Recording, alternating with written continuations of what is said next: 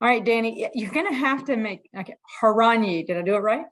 That's right. Yeah. There you Excellent go. There you pronunciation. go. Yeah. I keep, Nailed it. I keep thinking my Puerto Rican heritage, because both my parents are Puerto Rican, that I can pronounce all these foreign names. But what's the origin of Horanyi? It's Hungarian. It's actually a really common name in Hungary. My Really? grandfather was from Hungary. Yes. Okay, sort of like Cunningham's a really common name, right? I'm Mrs. Yeah. C from Happy Days. What's that? I'm Mrs. C from Happy Days. Oh, nice. Do you even know Love what it. Happy Days is? Of course. Yeah. Okay, because I was Absolutely. I'm not that young. well, what a privilege it is to have some time with you. I Oh, mean, I'm telling you, honored to be here. This is very exciting. I am like a huge fan of so many of your people in your company that I have. I just got to tell you, you're attracting quality loan officers and leaders. So let's talk a little bit about how you're doing that, and maybe can you define your culture? Like, if I'm an outsider, which I am right now, looking in, describe what it's like to work for you. Well, Casey, I think that that's a fantastic question. And I think that the results that you're describing, right, the people that we're attracting, the way I would describe them is leaders and teachers that are mission driven. And, we have a couple of sayings that we say inside of the company. One of them is patriots, not mercenaries. And patriots win wars, right? Mercenaries, right? They'll move and change sides at any time. And we've been extremely vigilant into, how we're approaching our attraction of people. Sure. And, one of my good friends, Rene Rodriguez, he says that everything we do either honors our past or heals our past. And when my business partners and I got together and said, hey, we want to start something that's a little bit different and create an environment where, entrepreneurs can really thrive, and local brand ambassadors that are focused on the client experience in their local market, where they're going to see their customers, at the grocery store or at the Little League game, not just helicoptering their advice in from Michigan or wherever they would normally sit. That was a healing of our past, because we all worked at, places where that wasn't always the case, right? That the line of quality, wasn't necessarily held in terms of the expectation for what a customer should be experiencing, the level of advice that they should be given. So we set out to essentially hold a very high standard of client experience. And based on that, we essentially just put out the word that, if you believe these things about the client and about your business and about the mortgage industry in general, and you hold yourself to a standard of education, credibility, reliability, intimacy with your clients, right? That you're willing to do the work to understand who they are, what they need, not just what they want, then you can be here. And if you don't believe those things, then there's plenty of great companies you can work at. Right. We are not the only great company out in the market, but we're the one that's going to hold these standards. And it's been, I'll be really, transparent with you, Casey. It's been hard. We've had to turn away some really, high producing individuals with kindness and empathy, turn away because they just didn't believe those things. But we felt it was it would be out of integrity if we compromised on that mission, especially so early in our growth. It's really interesting that you say that, because I'm going to go back for a moment. You're building a brand. You're building a new brand, hoping to attract, and I just love the description of it, those that have a high standard for our client experience. But it's really interesting because I'm going to say not many businesses will turn away top producers or good producers. Right. But I've always said, because I remember being in sales, realizing that my performance, of course, I could control it, but I certainly hoped that the guy that worked for me on the left or the right, the other salesperson, had the high standards, because the brand was at stake. I didn't want to say I worked for so-and-so and they go, oh, but if you say me, they go, oh, that's good. But it really matters. And it matters in such a big way that you'll even attract more talent when you have higher standards, right? People will, I always say, they'll rise to the occasion of the standards that you create. And if you have low standards, you'll get them. So you get what You know, you allow, right? absolutely. Absolutely. Yeah. That's one of my favorite quotes from Jocko is you get what you tolerate.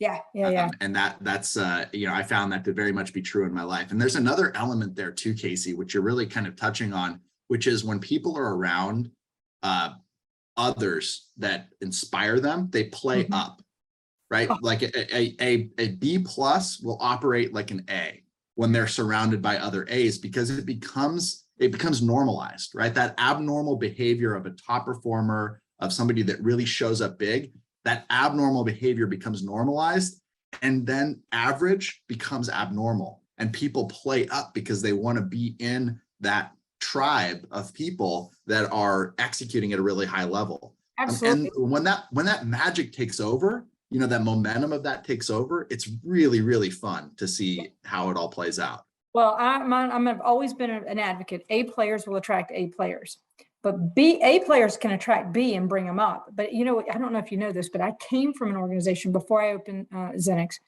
and I joined an organization that was just like that. High standards. Everybody was, I would say, good, if not great producers. And if you came in and you were subpar, you upped your game. But think about it in sports, because I'm a big athlete, right? You go onto an Mhm. A team. If you're a B player, you're going to get better. But if if you go onto a team that's really not wanting to win, doesn't have high standards, doesn't practice hard, etc., you get lazy and your skills deteriorate. So to me, and that's the beauty of what you guys are doing, that high standards, high caliber, you're going to continue to attract those. So let me ask you, so how long have you been, how long ago did you start, and what have you learned in that short period of time? So I joined Celebrity Home Loans in October of 2020, Okay. and we started Neo Home Loans in December of 2020. Okay. So what's interesting is that, you know, those two companies are really united in this synergistic partnership. So, you know, when I think of our operation, it's hard for me to kind of separate those two, you know, out from each other. Sure. But when I think about the mortgage execution side of the equation, that's really the Neo Home Loans side. So when, you know, when you're referencing people, you know, like Lori, you know, and others, you know, they're wearing the kind of Neo jersey, but inside of the celebrity umbrella, which can get kind of confusing. But it's really a powerful partnership that allows everybody to kind of run in what we call our genius zones. Mm. So question of what have I learned in that time? A handful of things. One is starting a business is very hard. And as somebody who is really just at the end of the day, a loan officer at heart, that's where I spent the vast majority of my career. And I don't know if you know this about loan officers, Casey, but largely we're very optimistic, and we have very short-term memories for pain. And Yeah. that served me very well in my time as an originator, because it allowed me to go through the cycles, the monthly cycles of, you know, production, rejection, and the feedback loop as a loan officer is almost daily, right? You know, if you're going to win or lose the day based on, did you make your calls? You know, did you convert that lead? Did you do the work you needed to do with your referral partners to make sure that you were, you know, connected with them and getting what you needed from them? But as a business owner, you have influence, not control. And your feedback loop goes from daily to quarterly or annually, or in some cases, even over decades. And you know this from having, you know, run a very successful business for a long period of time. So it is hard. It takes a lot of work. And there were a lot of things that I didn't know as a loan officer coming into, you know, being an executive and a business owner. Fortunately, one of the things that I feel is really served me well throughout my entire life is that I believe in the power of mentorship. I believe in surrounding myself with people that know a lot of stuff that I don't know. And that has made all the difference in the world. So what I learned, in addition to the fact that there was much more that I didn't know than I did know, is that I had surrounded myself with all the right people to fill in those gaps and to bring me up the curve so that it would be possible for us to succeed. You know, something you just said, I might do a slight adjustment. You said loan officers are eternal optimists and they have short-term memory for pain. I'm going to say good loan officers, Because if you think the ones that might be struggling, listening in right now, going, the market's hard. And I'm like, I was actually in a conversation yesterday, and I'm curious as to your position, but it was with an executive who said it's really hard right now. And I said, is it hard or is it different? Because it was hard last year, wasn't it? I mean, did you work in a different manner? It was hard with all the volume challenges, et cetera. And now it's a different type of hard. So it's a different skill set, it's a different mindset. And if you go into it with the mindset it's hard, it will be. If you go in the mindset with this is an opportunistic time, I mean, man, you get to sharpen your skills. The tide's gone out. So now you're exposed. You know what you need to refine before I'm going to say you flourish again. Anyway, what's your position right now based on the market conditions? Oh, Casey, I could go. This is going to be a deep rabbit hole. Okay. Because I agree with everything you just said, but I'm going to elaborate on a couple of points, right? So I'll start with kind of the end, which is this market. If you intend to be in this business for the next 5 to 10 years, okay, it's critical for you as any originator listening to this to realize this is likely the new normal. These cycles of extreme volatility, extreme scarcity, which is what I would call our current situation. There's a perfect storm of low inventory, increasing interest rates, challenging affordability in many markets. Perfect storm for volumes to kind of drop down to kind of unprecedented levels, right? If you kind of look at kind of the modern era of mortgage, this is happening for you, not to you. Love that. Changing that mindset of what can I learn from this? How can I take advantage of the situation? Because you can't change it. You can't change it, right? Unless you have hundreds of units of inventory in your local market that you can suddenly release into the wild, right? You're not going to be able to change it. So understanding how you can retool your business to both manage through these times and the times of massive abundance. Because here's what I know. You lock in a 2.5% interest rate, you're going to be able to serve that family one time. And if you do a really good job, you're going to continue to give them advice over 30 years. But that advice is largely going to be to honor your commitment to serve them with that advice. The chances of any activity, right, economic activity for your business outside of ancillary referrals, which you should get if you're managing your clients' debts, you're not going to refinance that loan, right? I'm just going to be direct about it anytime soon. You lock a 5.5% interest rate. If you believe what I believe about these cycles, right, sometime in the next 3 years, there'll be a downslope. And I don't know if it's 3 years. I don't have a crystal ball, but I expect that's a pretty safe bet. You're going to go from 5.5 to 4.75 to 4 to 3.25, all the way back down to 2.5. If that is in fact where we see a floor, the economic value of a client today is so much higher than it was 18 months ago, right? And missing that point, right? Missing the for you aspect of this it's a shame. And I see it happening all the time. The other thing that I'll offer, which I think it's unfortunate, but it's just a reality of the kind of, and I fell into this trap in 2016. This is kind of the last time I went through this. I didn't have the opportunity to enjoy the abundance of 2020 as an originator. But from 2016 to 17 and then into 18, this was the last time this kind of little event happened. And then it kind of, the wave has started to, accelerate in amplification. I felt a lot of shame about my production and my income from 16 to 17, because I believed that the 16 market, and I'm going to say that I'm going to change this to more present tense. I believe there's originators out there that are 100% sure that the 2020 market and the income they received then, and the 2021 market, the income received them, is the new normal for them, that they were 100% responsible for that. And that is the new high score, on the game. And if they don't hit that high score again, that they should feel shame. And they also believe that 2022 is their fault, right? That this is happening to them. And because of the fact that score is going down, right? Income's down, production's down. Maybe it's a little bit hard to keep, all the team members together. That's their fault. The only thing that's in your control are the daily activities that are fundamental to drive your business. And if you're doing those consistently every single day, you should put your head on the pillow and sleep well, because you will come back out on the other side of this stronger than ever. But if you weren't doing the things you needed to do in 2020 because the money was just falling out of the sky and the deals were easy to get, and you let your skill set atrophy, and now you're here today not doing the fundamental work you need to do to bring your business, out of this market in a really healthy way, then I would take a really strong look in the mirror and say, what can I be doing differently today myself, things in my control to make that happen? Because it's not your fault. It's not your fault that your income's down. And I'm gonna say something that's probably controversial. It wasn't your fault that you made a bunch of money in 2020 and 2021. It was the market's fault.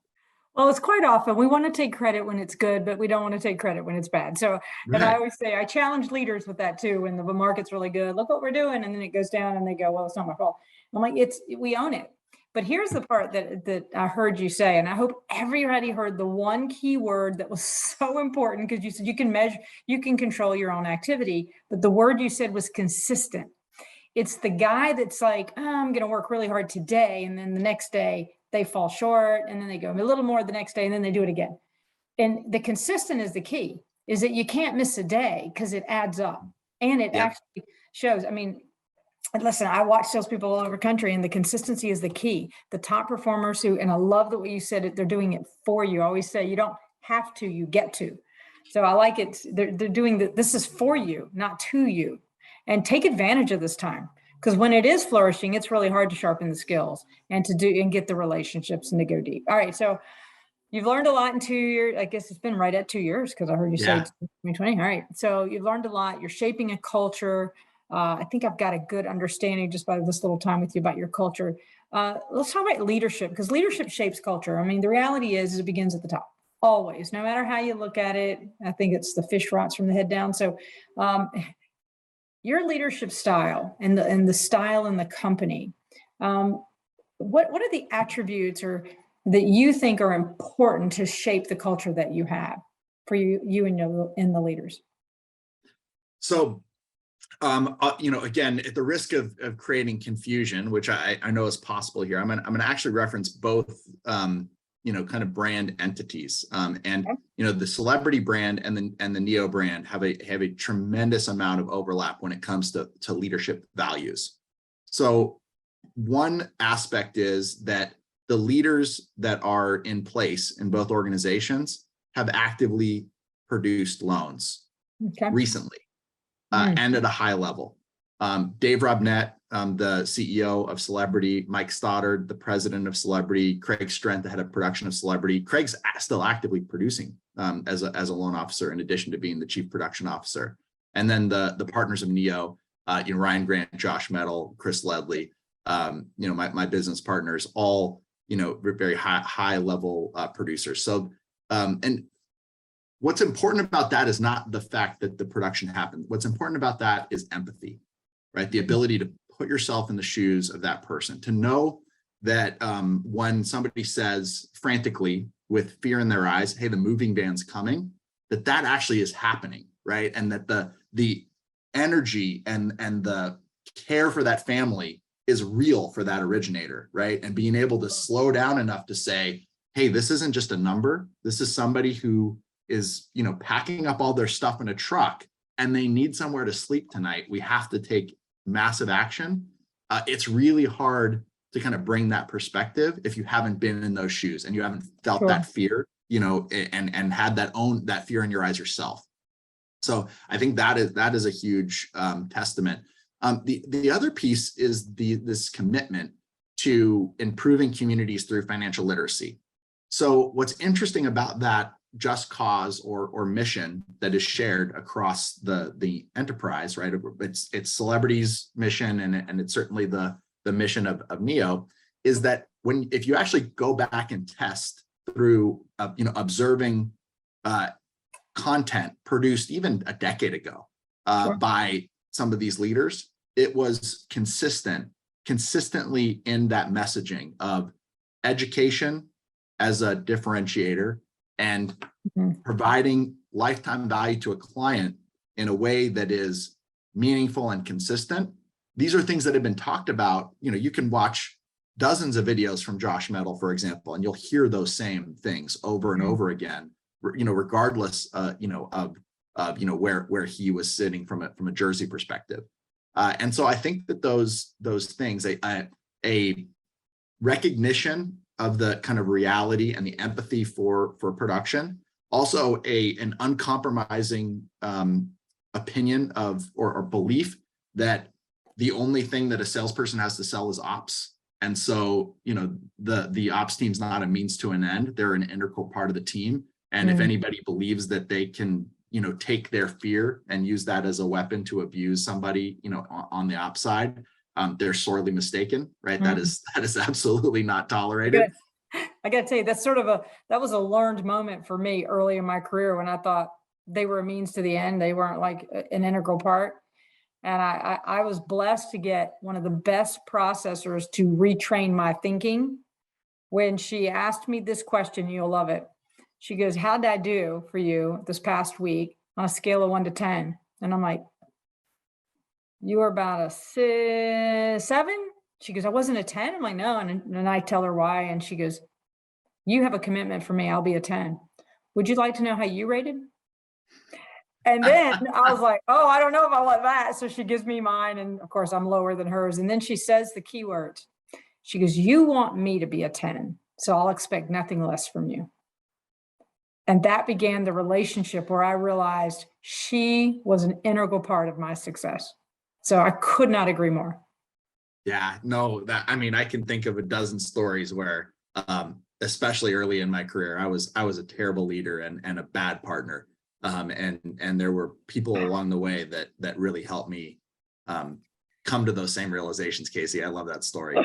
We've all grown. I remember it used to be about me, and then I realized it's really not about me at all. It really isn't. And how blessed I am to have those people. But so you said something, if we can go for a moment, because leadership in your group, and my impression is there's this huge mentorship conversation among the leaders, that it's not I'm going to tell you what to do, but let me lead you to how to get there. Is that a fair statement?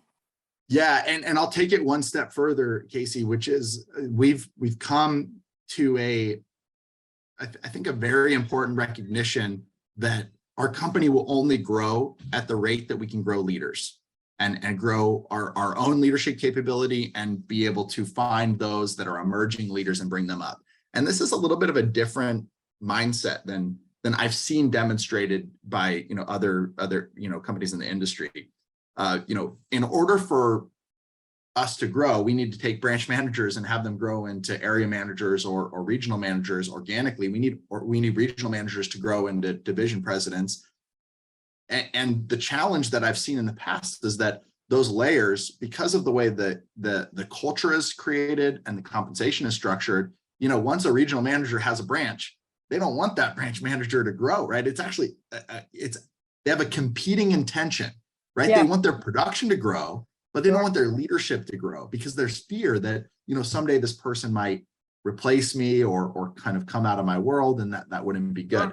We make it really clear up front that will happen. It's not, it might happen. It will happen because people come to the company to grow. They want to grow, and they want to know that there's no glass ceiling that requires somebody to retire or die for them to break through, right? Which is unfortunately how a lot of the other companies are. And so what we've seen emerge from that, to your point, is it started with kind of the initial co-creator group who has been really invested in the mortgage industry. We've been providing content and educational resources any chance we could get at conferences, through our friend Dave Savage with Mortgage Coach, many areas of or conduits where we can kind of share our knowledge and experience. Well, we started off with that, but then what we found is that this culture has brought forward all of these emerging leaders and teachers that are now actively sharing, and we can kind of take a step back while they're closer to the customer than I am, right? So I love the fact that they're bringing information that is modern and current, not stuff that was done back in 2018, which may or may not, the fundamentals will never change, but there's certain things that are obviously super relevant to this this current market. So that mentorship the coaching aspect of it is huge for us. Navy SEALs train 98% of the time for 2% of activity, right? And in the mortgage industry, we work 110% of the time and train zero, right? Right. Trust me, I know. And expect to get better, right? And you can learn from that on-the-job training, from getting, battle scars, right? That kind of bring you back to the next, sales call a little bit stronger. But learning from other people's mistakes, right? That is gold. Absolutely. Couldn't agree more. It's interesting because, I'm in the training space, coaching space, and I'm watching lenders right now. Are they going to retreat? Because remember, the last 2 years, we were privileged to bring in thousands and thousands of newbies. And now the question is, are they pouring into those newbies that they invested in to capture all the rain from the last 2 years that have yet to really know how to adjust to these new market conditions? Will they invest to make sure they preserve that those newbies that have jumped in? Because we got some young, amazing talent. I mean, we do surveys all the time, Danny, to find out what is the average age of our students. Is the industry actually bringing in some young guns and lowering our average age? Because you keep hearing, how old we all are. You're not there yet, but I'm there.